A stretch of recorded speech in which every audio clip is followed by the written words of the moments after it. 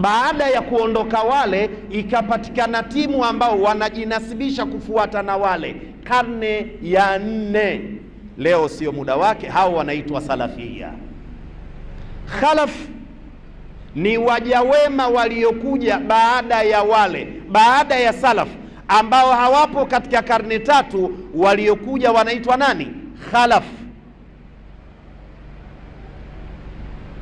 Lakini kuna wengine ambao wamekuja baada ya wale, lakini ni waovu, wanaitwa khalfun, na ndio waliotajwa katika surati Maryam.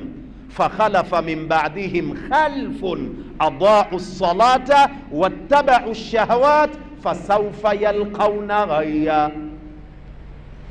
Siko huko. Kwa hiyo kuna as-salaf wal khalaf wal khalfu, alafu kuna salafiyya kwa taa marbutu wa salafiyya, alafu kuna salafiyun au salafiyuna. Haya basi yaelekezwe vizuri.